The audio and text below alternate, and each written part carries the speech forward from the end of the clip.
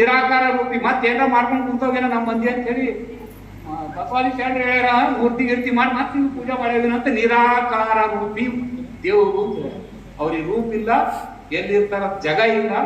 ನಿಮ್ಮಲ್ಲಿ ಅಣುದಾಗರ ಮಹಾದ ಸಣ್ಣ ಇದ್ರಾಗೂ ಅವರೇ ಅರ, ದೊಡ್ಡ ಒಂದು ಇದ್ರಾಗೂ ಅವರೇ ಅರ. ಎಲ್ಲಾ ಕಡೆ ಪರಮಾತ್ಮನೇ ಶಾಸನ ಕಡೆಯಿಂದ ನಾವು ಪಾಪ ಮಾಡಕ್ ಸಾಧ್ಯನೇ ಇಲ್ಲ. ಯಾಕಂದ್ರೆ ಅವ್ರ ದೇವ್ರು ಅಲ್ಲಿ ಸ್ವರ್ಗದಾಗಾರ, ಸ್ವರ್ಗಕ್ಕೆ ಹೋಗೋದನ್ನ ರೇಟೇ ಪಾಪ ಮಾಡಿ ನಡೀತದೆ. ಬಟ್ ನಮ್ಮ ದೇವ್ರು ನಮ್ಮಲ್ಲಿ ಅರ, ಎಲ್ಲಿ ಪಾಪ ಮಾಡ್ಬೋದು ಮಾಡ್ಬೇಕಾದ್ರೆ ಕೊಳ್ಳ ಕಟ್ಟೆ ಮತ್ತದು ಅದು ನಾವು ಅಳಿಸ್ತಾನೆ ಇರ್ತದೆ. ಇಲ್ಲೇ ನೋಡಿ ದೇವ್ರು ನೀವು ಹೆಚ್ಚಿಗೆ ಆಗೋ ಮಾಡಿದ್ರೆ ಇಲ್ಲ ಅದ್ರ ಕಡೆಯಿಂದ ನಾವು ಹೇಳೋದೇನು, ನಮ್ಮ ಲಿಂಗಾಯತ ಧರ್ಮ ಯಾವುದೇ ಒಂದು ಧರ್ಮದ ಅನುಸರಣೆ ಮಾಡಿಲ್ಲ. ನಮ್ಮ ಲಿಂಗಾಯತ ಧರ್ಮ ಸ್ವತಂತ್ರ ವಿಚಾರಗಳು ಇರುವಂತ ಧರ್ಮ. ಸ್ವತಂತ್ರ ಸಲುವಾಗಿ ಎಷ್ಟೋ ಹೋರಾಟ ಮಾಡಿದ್ರು ನಮ್ಮವರು. ಆದ್ರೆ ನಮ್ಮ ಬಸವಾದಿ ಶರಣರು ಅಂದೇ ನಾವು ಸ್ವತಂತ್ರ ಕೊಟ್ಟು ಮಾತಾಡೋ ಸ್ವತಂತ್ರ ಅದ, ಬರೇ ಸ್ವತಂತ್ರ ಅದ, ಹೇಳೋ ಸ್ವತಂತ್ರ ಅದ, ಜೀವನ ಸ್ವತಂತ್ರ ಅದ. ನಮಗ ಎಲ್ಲರೂ ಹೆಣ್ಣು ಗಂಡು ಒಂದೇ ಕಡೆ ಇರುವಂತ ಸ್ವತಂತ್ರ ಅದ. ಮತ್ತು ಪ್ರಾಣಿಗಳು ಅವ್ರ ಜೊತೆ ನಾವು ಬಹಳ ಒಳ್ಳೆ ರೀತಿ ನಡ್ಕೊಬೇಕಂತ ಸ್ವತಂತ್ರ ಅದ. ಪ್ರಾಣಿ ಹತ್ಯೆ ಮಾಡಬೇಡಿ ಅಂತ ಸ್ವತಂತ್ರ ಅದ. ಎಲ್ಲವೂ ಸ್ವಾತಂತ್ರ್ಯವನ್ನು ನಮ್ಗೆ ಕೊಟ್ಟು ಹೋಗಿದ್ದಾರೆ. ಸ್ವತಂತ್ರ ಸಲುವಾಗಿ ಇವ್ರಿಗೆ ಹೋರಾಟ ಮಾಡೋ ಅವಶ್ಯಕತೆ ನಮ್ಗಿಲ್ಲ. ಆದರೆ ನಮಗ ಕೊರತೆ ಏನದ ಅನ್ನೋ ತಿಳುವಳಿಕೆ ಕೊರತೆ. ಆ ತಿಳುವಳಿಕೆ ಕೊರತೆಗಳು ನಮ್ಮ ಗುರುಗಳೆಲ್ಲ ಹೇಳ್ತಾ ಇದ್ದಾರೆ. ಅದು ನಮ್ಮ ತಲೆ ಹೋಗ್ತಾ ಇಲ್ಲ. ನಮ್ಮಲ್ಲಿ ಇನ್ನ ಮನೆಗೆ ಹೋಗ್ತೀನಿ ಗಣಪತಿ ಕೂಡು ಕಾಣ್ತಾನೆ, ಸೂರ್ಯ ಮೂರ್ತಿ ಕಾಣಿಸ್ತದೆ, ಹನುಮಂತ ಕಾಣಿಸ್ತದೆ, ಅದು ಹೋಗೋ ಹಾಗೆಲ್ಲ ಮತ್ತ ಆ ಕಡೆ ಹೋಯ್ತದೆ. ಏನಾರ ಆಗಿದ್ದೇನೋ ನಮ್ಗೆ ಮತ್ತೇನು ಹೇಳ್ತಾರ ಮನೆ ಕುನ್ನದ ಆಲ್ರಿ ನೀವೇನಾರ ಮಾಡೋದು ಮಾಡ್ರಿ. ಇದು ಸುಮ್ಮನೆ ಹೆಂಗ್ ಮಾಡ್ತಾ ಹೇಳ್ತಾರ. ಈಗ ಏನ್ ಮಾಡ್ಬೇಕು? ಈ ಕಡೆ ಇಲ್ಲ ನಾವು ಆ ಕಡೆ ಇಲ್ಲ ನನಗೆ. ಆ ಕಡೆ ಹೋದ್ರ ಇವ್ರು ನಮ್ಮ ದೇವ್ರಿಗೆ ನಂಬೋದು ಅಂತ, ಈ ಕಡೆ ಬಂದ್ರೆ ನಾವು ಸಂಪೂರ್ಣವಾಗಿ ಲಿಂಗಾಯತರು ಇಲ್ಲ.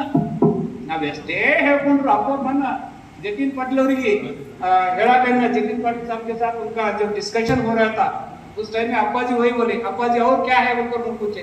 अभी हम ऊपर है, अंदर नहीं गए, अभी हम पढ़ने में है। अभी इतना बड़ा साहित्य है, ये साहित्य के अंदर घुसने के लिए हमको उतना ये बल नहीं हो रहे, ताकत नहीं हो रहे। हम ऊपर का ऊपर देख के हम इतना बोल रहे, अभी अंदर क्या क्या है पता नहीं।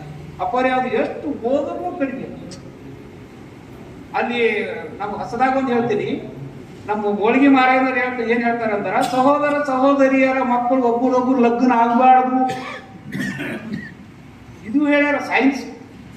ಸಹೋದರ ಸಹೋದರಿ ಮಕ್ಕಳನ್ನ ಒಬ್ಬರೊಬ್ಬರು ಲಗ್ನ ಮಾಡ್ತಾರೆ, ನಮ್ಮ ತಂಗಿ ಮಗಳು ಮಾಡ್ರಿ.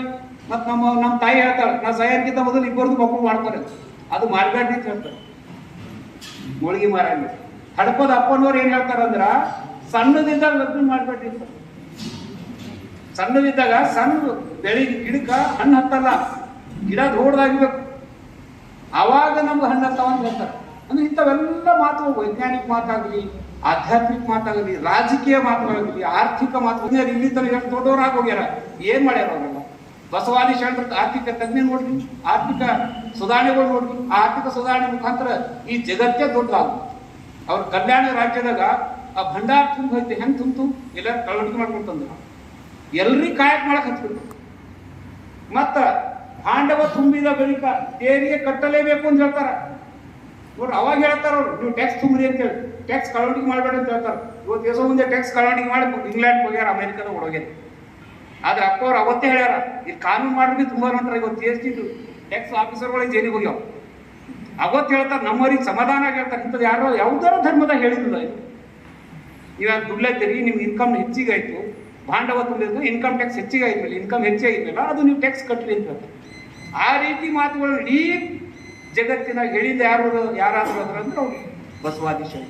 ಅದೇ ಆರ್ಥಿಕ ನೀತಿ ಅಂತ ಹೇಳ್ರಿ. ಎಲ್ಲರಿಗೂ ದುಡಿಯೋ ಕೆಲಸ ಹಚ್ಚೋದು, ಎಲ್ಲರಿಗೂ ದುಡಿಯುವ ಕೆಲಸದಲ್ಲಿ ಭೇದ ಇರಬಾರ್ದು ಅಂತ ಹೇಳ್ಯಾರ. ಯಾವ ಸಣ್ಣ ಕೆಲಸ ಮಾಡ್ತಾನೋ ದೊಡ್ಡ ಆಫೀಸರ್ ಅಂತ ಅವನಾಗ ಭೇದನೇ ಇರಬಾರ್ದು, ಎಲ್ಲರೂ ದುಡಿಯುವ ವರ್ಗದವ್ರು. ಅದೇ ಶುದ್ಧ ಕಾಯಕ ಮಾಡಬೇಕು. ಆದ್ದರಿಂದ ಈ ಎಲ್ಲಾ ರೀತಿಯ ಒಂದು ಮಾತುಗಳನ್ನು ನಾವು ಜತಿನ್ ಪಾಟೀಲ್ ಹೇಳಿದಾಗ ಅವು ಪರಿಗಣನೆಗೆ ತಗೊಂಡು, ಎಲ್ಲಕ್ಕಿಂತ ದೊಡ್ಡ ಮಾತೇನಂದ್ರ ನಮ್ಮಲ್ಲಿ ಜಾತೀಯತೆ ಇರಬಾರ್ದು. ಅವರು ದೇವರಿಗೆ ಕೃಷ್ಣ ಏನ್ ಹೇಳ್ತಾರ ಅಂದ್ರ, ನೀ ಏನ್ ಕಾಯಕ ಮಾಡೋದ ಮಾಡು, ಫಲ ಕೇಳಕ್ ಹೋಗ್ಬೇಡ, ಫಲ ನಾವು ಕೊಡ್ತೀವಿ ಅಂತ. ಆದ್ರೆ ಬಸವಾದಿ ಶರಣರು ಏನ್ ಹೇಳ್ತಾರೆ, ಬಸವನ ಹೇಳ್ತಾರ, ಪೂಜಿಸಿದ ಮೇಲೆ ಫಲವಿಲ್ಲದರೆ ಏನಯ್ಯ ಅಂತ ಕೇಳ್ತಾರೆ. ನೀ ಫಲನೇ ನಂಗೆ ಕೊಡೋದ್ರ ಅದಕ್ಕೆ ಪೂಜಾ ಪೂಜೆ ಮಾಡಿದ್ಮೇಲೆ ಫಲ ನಂಗೆ ಸಿಗಲ್ಲದ್ರೆ ಏನ್ ಪೂಜಾ ಅಂತ. ಫಲ ಅಂದ್ರೆ ಹಿಂಗಿಲ್ಲ, ನನ್ನ ಮಕ್ಕಳು ಕೊಡ್ರಿ, ನನ್ನ ಮಗ ಇಂಜಿನಿಯರ್ ಆಗಲಿ, ಆ ಫಲ ಅಲ್ಲ. ನಮ್ಮಲ್ಲಿ ಸಮತೆ ಸಮಕಳ, ನಮ್ ಶಾಂತ ಆಗಿರ್ಬೇಕು, ಆನಂದ ಆಗಿರ್ಬೇಕು, ಅಂತದ್ ನೀ ನನ್ ಕೊಡ್ಲಿಲ್ಲ ಅಂದ್ರೆ ನೀನ್ ಪೂಜೆ ಮಾಡ್ತೀವಿ ಅಂತ ಇಲ್ಲ.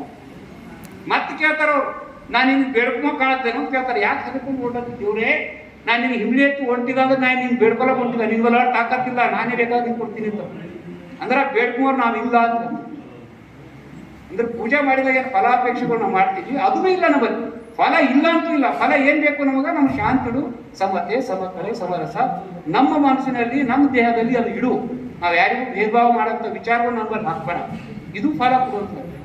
ಅಂಥ ವಿಚಾರಗಳನ್ನು ಈ ಒಂದು ದೊಡ್ಡ ಕ್ರಾಂತಿ ಮಾಡಿ, ಇಡೀ ಜಗತ್ತಿನಲ್ಲಿ ಸಮಾನತೆಗಾಗಿ ಕ್ರಾಂತಿ ಮಾಡಿ ಸಾವಿರಾರು ಜೀವ ಕಳ್ಕೊಂಡಿದ್ದು ಯಾವಾಗ ಅಂದ್ರೆ 12ನೇ ಶತಮಾನದ ಬಸವ ಕಲ್ಯಾಣ ಕ್ರಾಂತಿ. ನಮ್ಮ ಸಾವಿರಾರು ಜನರಿಗೆ ಕೊಲೆ ಮಾಡ್ಯಾರ. ಅವಾಗ ಈ ಸಾಹಿತ್ಯವನ್ನು ಹಾಳು ಮಾಡ್ಲಿಕ್ಕೆ ಸುಟ್ಟು ಹಾಕ್ಯಾರ. ಇವತ್ತು ನಮ್ದ್ರ ನಾವೇ ಭೇದ ಭಾವಗಳು ಮಾಡ್ಕೊತ ಇದ್ದೀವಿ. ಆದ್ದರಿಂದ ನಾವೆಲ್ಲರೂ ಕೂಡ ಇವತ್ತ ಒಂದು ನಾವೆಲ್ಲರೂ ತಯಾರಾಗಾರಿ. ಈ ಒಂದು ಸಮಾಜಕ್ಕಾಗಿ ನಾವು ಏನಾದರೂ ಅರ್ಪಣೆ ಮಾಡ್ತೀವಿ. ನಾವು ಹಾಡು ಹೇಳ್ತಾ ಇದ್ದೀವಿ, ನಾವು ಹಂಗೆ ಮಾಡ್ತೀವಿ, ನಾವು ಹಿಂಗೆ ಮಾಡ್ತೀವಿ, ಅದೆಲ್ಲ ಬೇಡ.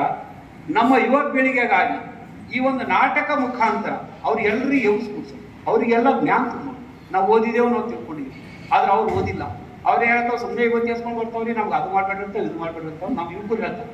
ಆದ್ರೆ ಇಲ್ಲಿ ಏನಿದೆ ಅನ್ನೋದು ಅವ್ರಿಗೆ ತಿಳಿಸಿ ಹೇಳ್ಬೇಕಾದ್ರೆ ನಾನಾ ಒಂದು ಪದ್ಧತಿ ಮುಖಾಂತರ ಹೇಳ್ಬೇಕಾಯ್ತು. ವಚನಗಳ ಮುಖಾಂತರ, ಸಂಗೀತದ ಮುಖಾಂತರ, ನಾಟಕ ಮುಖಾಂತರ ಈ ಥರ ಹೇಳ್ಬೇಕಾಗ್ತದೆ. ಅದ್ರ ಸಲುವಾಗಿ ಅಪ್ಪೋರು ನಾವೆಲ್ಲ ಕಲ್ತು ಈ ನಾಟಕ ಮಾಡ್ಬೇಕಂತ ವಿಚಾರ ಮಾಡಿದ್ದೀವಿ. ಅದ್ರ ಸಲುವಾಗಿ ಗೊತ್ತಾ ಆ ಒಂದು ವಿಚಾರವಾಗಿ ನಮ್ಮದು ಜತಿನ್ ಪಾಟೀಲ್ ಅವರು ಅವು ಯಾವ ಥರ ಅವರು ಸ್ಕ್ರಿಪ್ಟ್ ರೆಡಿ ಮಾಡಿದ್ದಾರೆ ಅನ್ನೋದು ಹೇಳ್ತಾರ. ಅದಕ್ಕಿಂತ ಮೊದಲು ಮಾತಾಜಿಯವರು ತಮ್ಮ ದಯಮಾಡಿ ಎಲ್ಲರೂ ಕ್ಷಮೆ ಕೇಳ್ತೀವಿ, ತಾವು ಗಂಧದ ಕೂತು ಸರಿಯಾಗಿ ಜತಿನ್ ಪಾಟೀಲ್ ಅವರು ಮುಂಚೆ